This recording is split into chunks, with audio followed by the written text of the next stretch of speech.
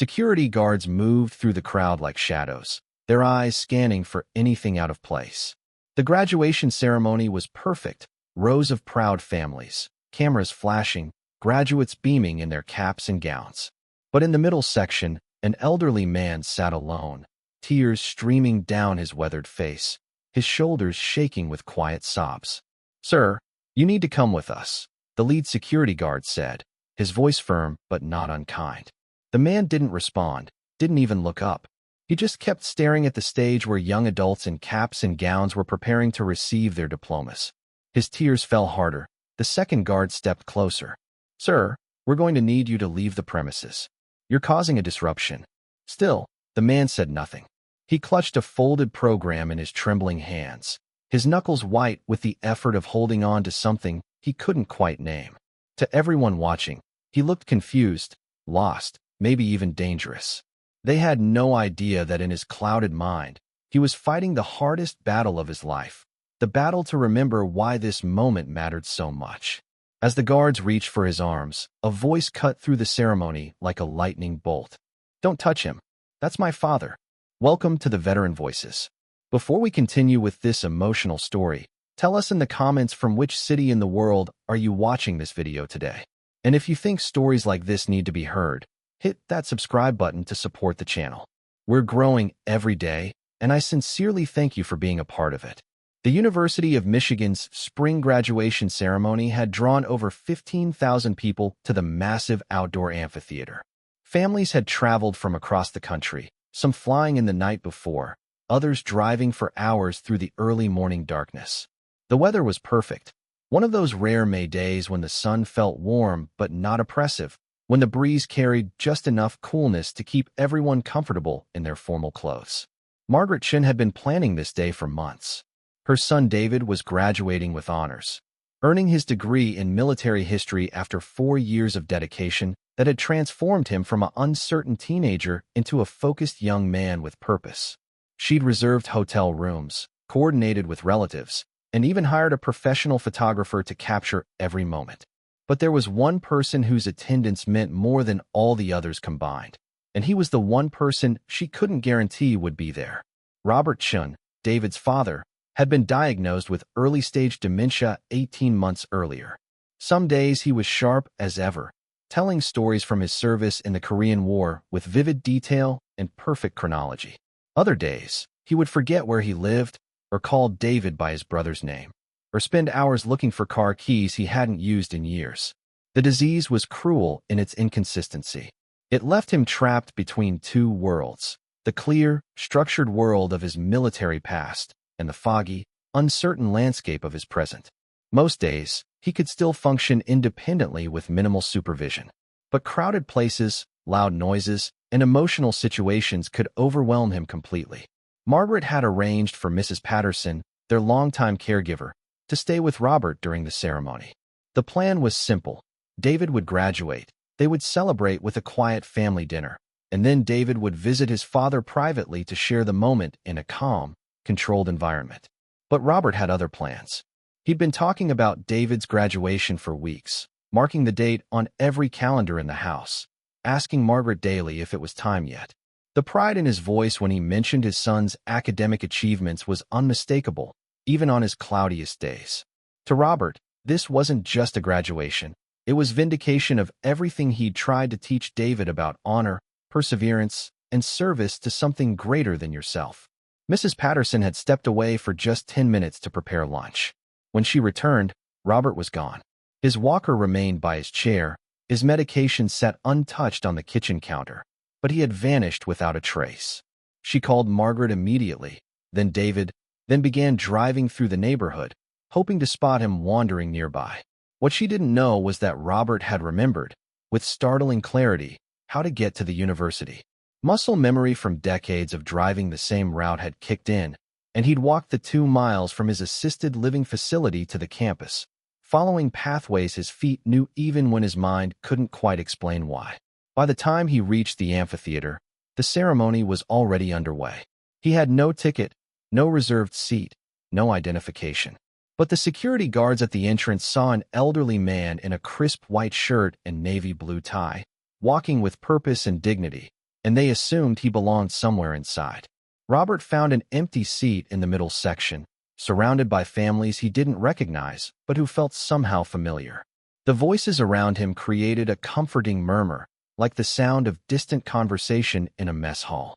The formality of the event, the rows of young people in uniform dress, the sense of ceremony and achievement, it all felt right to him in a way he couldn't articulate. And then he saw David. Even from a distance, even through the haze of his condition, Robert recognized his son immediately. David stood in the third row of graduates, taller than most of his classmates, his posture straight and proud in a way that reminded Robert of his own military bearing. The sight hit him like a physical blow. This was his boy, his son who had struggled through high school, who had seemed lost and unfocused for years, who had finally found his direction by studying the very history that Robert had lived through.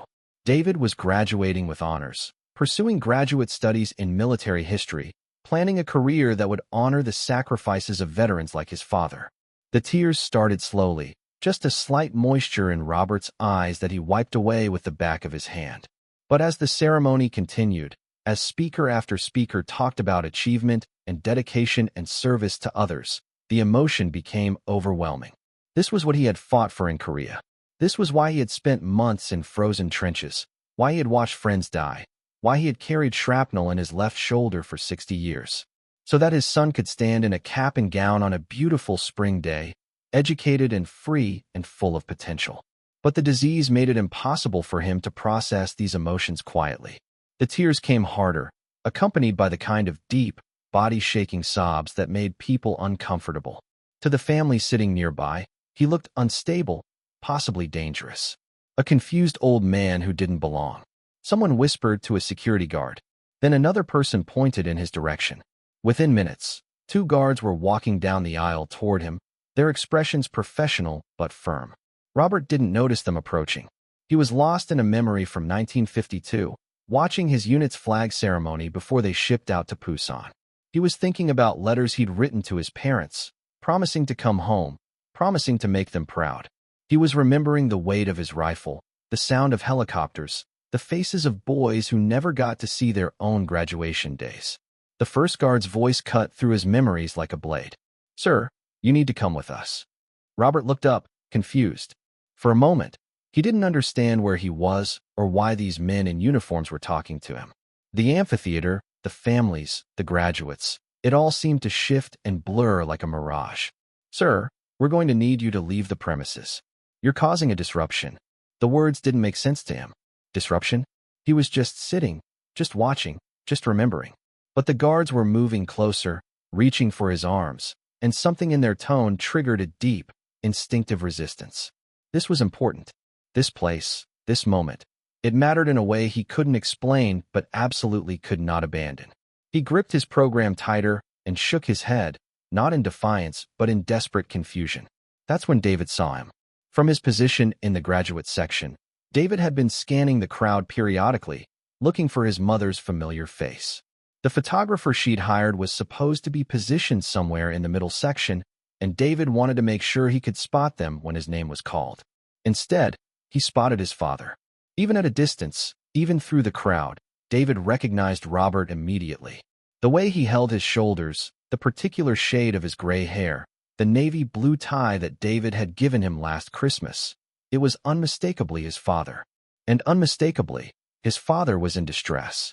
David watched in horror as 2 security guards approached Robert, watched his father's confusion and fear, watched the guards reach for his arms as if he were some kind of threat. The ceremony continued around him, names being called, diplomas being awarded, families applauding, but David heard none of it. Without thinking, without asking permission, without considering the consequences, David broke from his position in line and ran. He pushed through rows of seated graduates, ignoring their surprised protests. He vaulted over the low barriers separating the graduate section from the family seating area. He sprinted down the aisle, his cap flying off somewhere behind him, his gown billowing like wings. "Don't touch him." David's voice carried across the amphitheater, amplified by adrenaline and desperation. "That's my father." The entire ceremony stopped. 15,000 people turned to look. The speaker at the podium paused mid-sentence. Cameras swiveled from the stage to the drama unfolding in the audience. The graduates, faculty, and families all watched as a young man in a graduation gown rushed toward a confused elderly man and two security guards. David reached them just as the guards were trying to lift Robert from his seat. Up close, he could see his father's confusion, the way his eyes darted around without finding anything to focus on. He could see the tremor in Robert's hands, the dampness on his cheeks, the lost expression of someone trying to navigate a world that no longer made complete sense. "Dad," David said softly, kneeling beside Robert's chair. "Dad, it's me. It's David." Robert's eyes found his son's face, and for a moment, the fog lifted. "David." His voice was barely a whisper. Are you graduating today?" "Yes, Dad. I'm graduating today. And you came to watch." "I came to watch," Robert repeated, as if trying to convince himself it was true. "I wanted to see you graduate." The lead security guard, clearly uncomfortable with the situation, stepped forward. "Sir, we still need to ask him to leave. He was disrupting the ceremony, and we can't have." "He wasn't disrupting anything," David said, standing to face the guard. His voice was calm, but carried an edge of steel that surprised everyone, including himself. He was watching his son graduate. That's what fathers do. The second guard, older and perhaps more experienced, studied Robert more carefully. He saw the military bearing, even in confusion. He saw the way Robert's eyes cleared when he looked at David. He saw the program clutched in weathered hands, a program with David's name highlighted in yellow marker. "Is he your father?" the older guard asked. "Yes. He's a Korean War veteran. He has early-stage dementia, and he gets overwhelmed in crowds sometimes. But he's not dangerous. He's not disrupting anything. He's just proud of his son." By now, the entire amphitheater was watching the scene unfold. The ceremony had come to a complete standstill. The university president stood at the podium, uncertain how to proceed. Faculty members whispered among themselves. Families craned their necks to get a better view. But something remarkable was happening in the crowd. Instead of irritation or impatience, people were beginning to understand. Parents looked at their own children and imagined themselves in Robert's position. Veterans in the audience recognized something familiar in the old man's bearing. Students saw their own futures reflected in David's desperate protectiveness. Margaret Chen had been searching the crowd frantically when she heard David's voice over the amphitheater's sound system. She spotted them in the middle section and began pushing through the crowd, her heart breaking at the sight of her husband's confusion and her son's fierce determination to protect him. "Robert," she called out as she reached them. "Honey, we've been looking everywhere for you." Robert turned toward her voice, and his face lit up with recognition. "Margaret, I came to see David graduate. I didn't want to miss it." "I know, sweetheart. I know you didn't." The older security guard made a decision. He'd been working university events for 15 years, and he'd seen every kind of disruption imaginable. This wasn't a disruption. This was a family moment that happened to occur in public. "Ma'am," he said to Margaret, "would you like us to help you find better seats? Somewhere closer to the front, maybe?" The question surprised everyone. David looked up at the guard with new respect. Margaret blinked back tears. Even Robert seemed to understand that something had shifted in their favor. "That's very kind," Margaret said. "But we don't want to cause any more." "You're not causing anything," the guard said firmly. "This man served his country. His son is graduating with honors. They both deserve to be here." The university president, who had been watching the exchange through binoculars from the stage, picked up his microphone. His voice carried across the amphitheater, calm and authoritative. "Ladies and gentlemen, we're going to take a brief pause in our ceremony to ensure that all of our families are comfortable and settled. Please bear with us for just a moment." What happened next surprised everyone, including the security guards who had started the whole situation. The audience began to applaud. It started with a few people in the rows near Robert and David. Then it spread, row by row, section by section, until the entire amphitheater was clapping.